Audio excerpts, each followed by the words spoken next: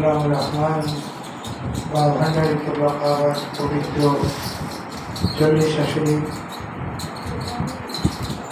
দোয়ার মাহফিলে আমরা যারা হাজির হয়েছি মসজিদ খাবার প্রতিষ্ঠিত খানকা শরীফে আমার আল্লাহ রহমান রহিম দয়া করে যেন আমাদের সকল এই মাহফিলের রহমত থেকে বঞ্চিত না করে দয়ার নজরে কবুল এবং মঞ্জুর করে সকল আজকের এই মাহফিলটা মাঝখানটা দরবার শরীফও সকল আলোচনা করছে। 40 শরীফ মাহফিল রবিবার শরীফে সকল আলোচনা শরীফ অনুষ্ঠানটা করছি। যেহেতু আমরা যেতে পারি নাই এই জন্য আমরা বাবাদের খানকা শরীফ মুর্শিদ বাবানের দিনে প্রতিষ্ঠিত খানকা আয়োজন করেছি। আমাদের বিশ্বাস, আমাদের আকিদা মুর্শিদ বাবানের দিন কদমের ইসলাম মা ভান্ডারীর এই 40 শরীফ নিশ্চয়ই মাওলানা মজুনা দরবার শরীফের মাহফিলের সাথে সম্পৃক্ত করেছি। আমিন আমিন। আমরা বাবানকে দেখছি বাবানের দিন কজনকে দেখছি, বাবানের দিনকে কজনকে দেখছি বুঝতে খুব বেশি। যারা বাবানের দিনকে দেখছেন মনে করবেন তারা বাবানেরও দেখছেন। আমি শুরু বাবা আমার মুর্শিদকে সবসময় বলে থাকি শুরুতে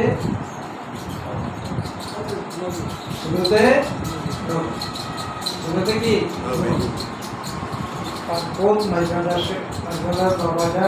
বাবা আমাকে যখন হুকুম দিয়ে পাঠিয়েছেন 1996 সালে যে তুমি আমাদের এই খানকা শরীফে নিচতলায় একটা মাহফিল হচ্ছিল, সেখানে হঠাৎ করে আমাকে ডাকতে যে তিনি আধার আমাদের এখান থেকে তুমি এটা বলে কেউ চুপ মেরে গেল, বলে আমার জবান দিয়ে যখন বেরিয়ে আসছে তুমি এই বছরই আমার পুরান বাড়ি থেকে ঘুরে আসছো। আমি প্রথম বুঝতে পারিনি আমার পুরান বাড়ি বলতেছে, আমি তো পুরান বাড়ি বলতে দরবার শরীফের তুমি বুঝতে পারো না আমি কি বলছি? আমাকে না বলো, আমি বুঝতে পারি বেটা আমি আওলাদ রসুল না, মদিনাওয়ালার বংশের লোক না, মদিনাওয়ালার বাড়ি তো আমার পুরান বাড়ি, মদিনাওয়ালার বাড়ি পুরান বাড়ি। আমি বিবাহ ভুলে গেছিলাম। যখন হজের মৌসুম আসলো তখন আমার কিছু বন্ধু বান্ধব এবং আমাদের সাথে কিছু মসজিদ নাম যারা মুখলেসুর রহমান সাহেব তিনি সহ 11 জন হজে গিয়েছেন। মদিনায় আমাদের শেষ সফরটা ছিল মদিনা। মদিনা থেকে যেদিন ফিরে আসবো বাংলাদেশে, সেদিন যারা হজে গিয়েছেন বা যারা চাকরি করেছেন তারা দেখেছেন আল্লাহর হাবিবের রওজার সাথে 2টা জায়গা একটু উঁচু করা আছে কিনা? দেখেছেন কিনা? টিভিতেও তো দেখা যায় 2টা জায়গা উঁচু করা আছে। একটার মধ্যে কি করতেন সাহাবীরা বসতেন আর আয়ালে শুরু করা বসে থাকতেন।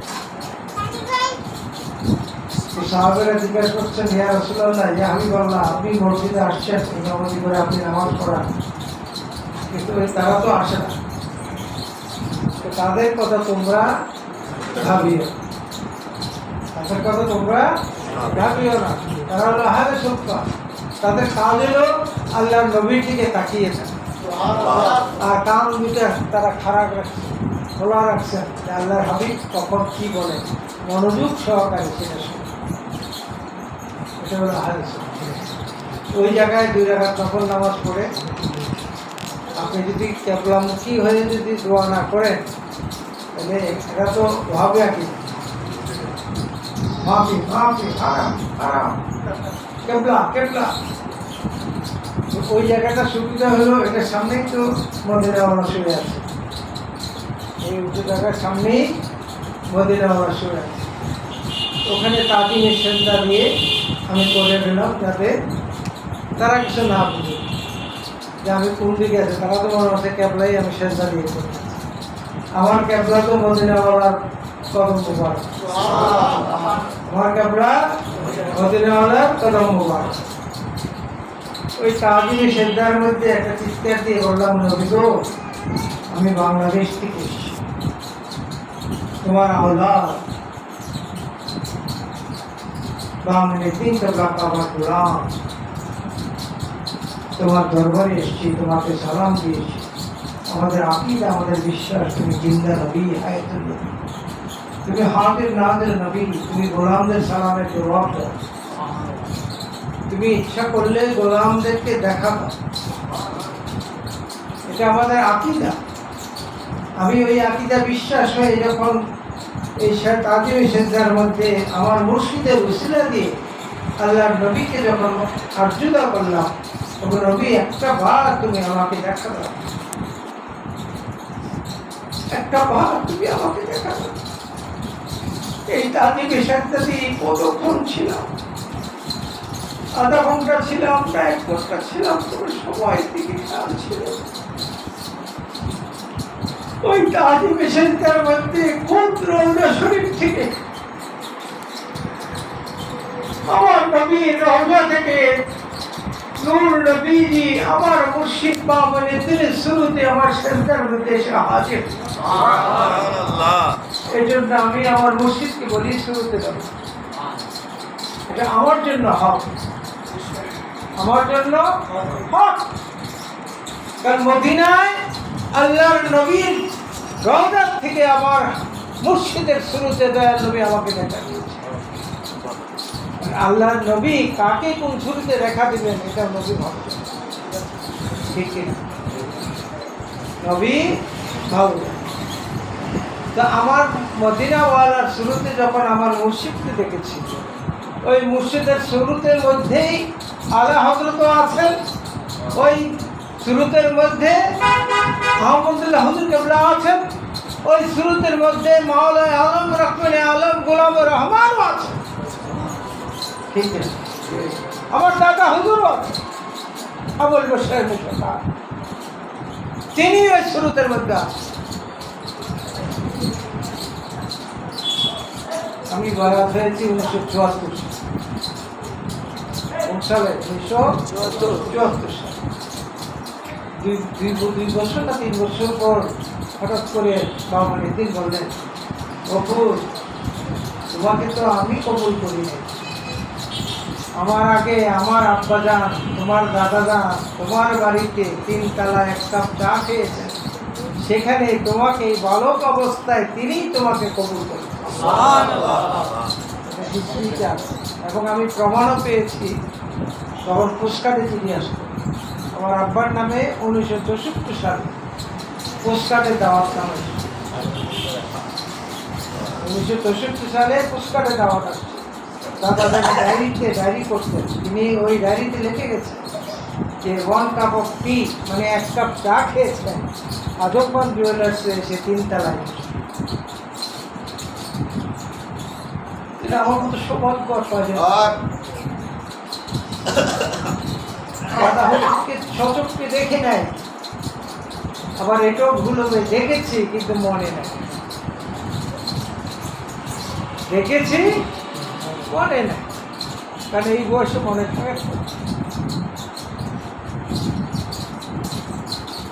বাবানারি যখন দুনিয়াতে তশরিফ এনেছেন, আহমদুল্লাহ হুজুর কাছে যখন খবর নিয়ে গেছেন যে আমরা ভাদিস পুত্র এসেছে, इसको आदिश करो,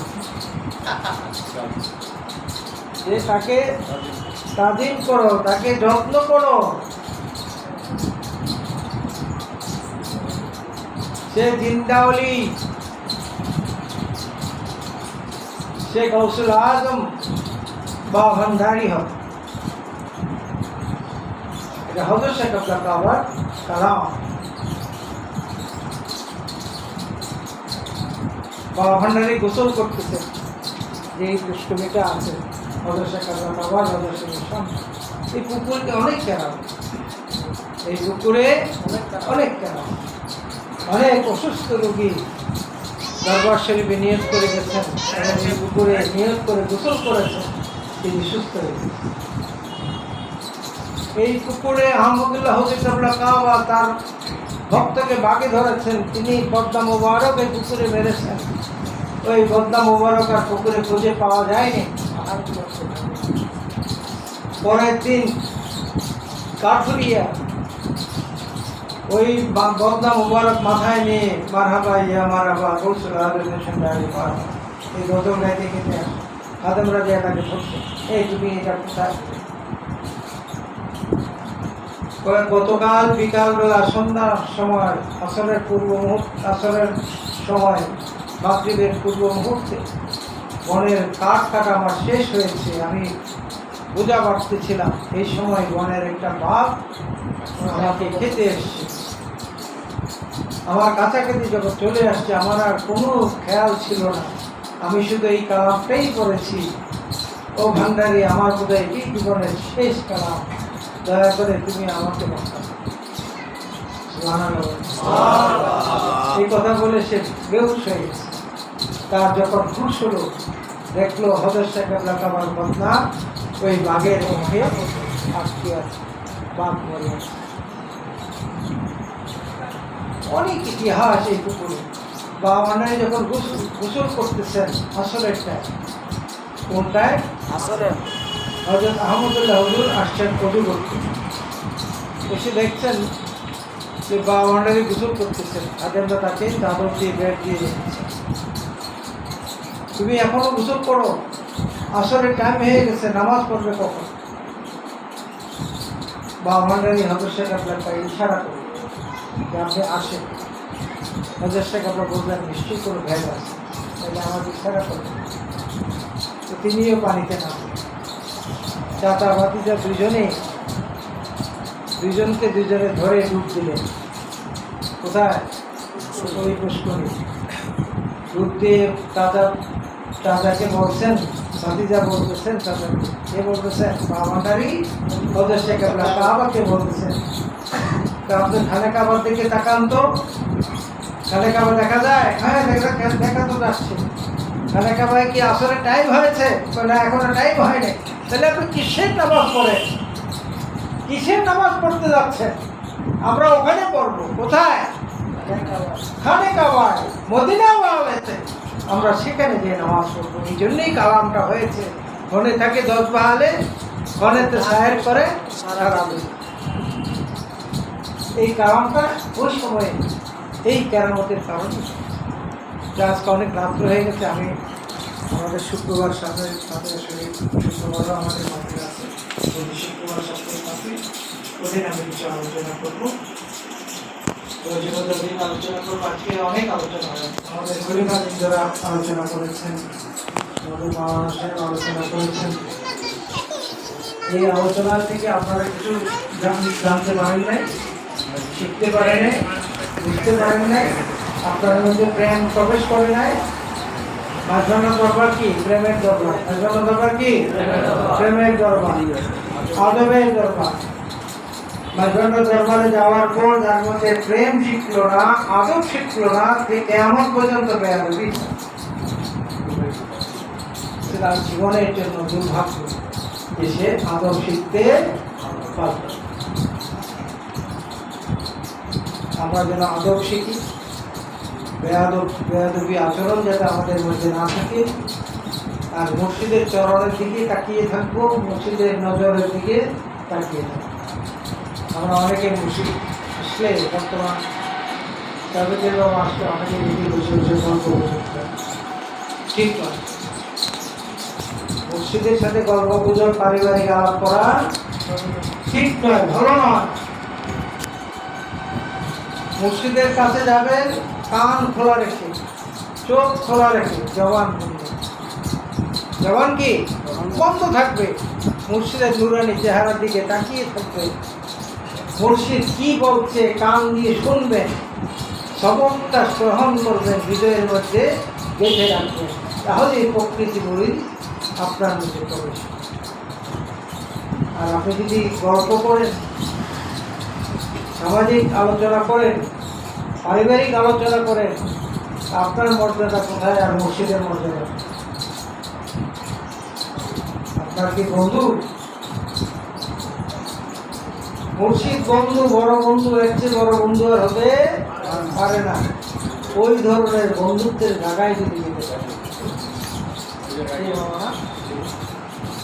ওই জায়গায় যেতে পারলে মুর্শিদের চেয়ে বড় বন্ধু পৃথিবীতে আছে। তার মাধ্যমেই আমি রাসূলকে পাবো, তার মাধ্যমেই আমি হাসরে মিজানের কবরে আল্লাহর হাবিবের উসিলায় এবং মুর্শিদের উসিলায় নাজাত পেতে। ঠিক না? আমরা সকলেই সঠিকভাবে নিজের আদব কায়দা ঠিক রাখার চেষ্টা করব, আখলাক ঠিক রাখবো, নিজের ঈমান আকীদাকে সম্পন্ন রাখার জন্য নিজেকেই প্রচেষ্টা করতে হবে। কারো সম্বন্ধে গীবত করবেন, গীবত আল্লাহ পছন্দ করেন। গীবতকারী শয়তানের চেয়েও খারাপ। গীবতকারী কি শয়তানের চেয়েও খারাপ। ইমাম গাজ্জালী বলেছেন যে সারাটি বছর সে ইমানদার ছিল, মুমিন ছিল, তার নেকের কোনো শেষ নেই।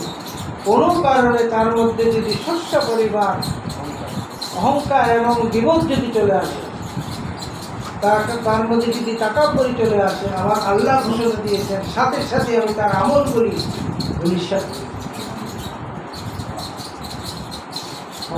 তাকাব্বুরি বলতে কিছু নয়। আমি বড় এই কথা বলা যাবে, আমি গোলাম। আমি কি গোলাম? আওলাদ রাসূলের গোলাম। গোলাম হয়ে গিয়েছি, গোলাম হয়ে মরবো, গোলাম হয়ে কোথায় উঠবো? হাসরের ময়দানে। কার সামিয়াতে? মুর্শিদের সামিয়াতে। কার সামিয়াতে? মুর্শিদের কদমের সাথে সম্পর্ক না থাকলে হাসরের ময়দানে কি সামিয়াতে যাওয়া যাবে? আল্লাহ তো ডেকে ডেকে, আল্লাহ রসুল ডেকে ডেকে বলবেন, হে মনিদ্দিন, তুমি তোমার কাফেলা নিয়ে এই দরজা দিয়ে প্রবেশ করো। আর মাফা অভিহিত হবে না ঘটকারা দিয়ে। ওই আশিক হন মুর্শিদের কদম ধরে রাখেন, যিনি সব জায়গায় আপনাকে আমাকে উদ্ধার করেন। কিছু না, আমরা সেটা করতে পারবো কি? চেষ্টা করি, চেষ্টা করে মুমিন হয়ে দুনিয়া থেকে বিদায় নেওয়ার চেষ্টা করি। যার ঘরে মা আছে, বাবা আছে, বড় সম্পদ। যার ঘরে মা আছে, বাবা আছে, বড় সম্পদ। আল্লাহ রসুল মুর্শিদের পরে এত বড় সম্পদ আর পৃথিবীতে আল্লাহ কাউকে সম্মান দেয়।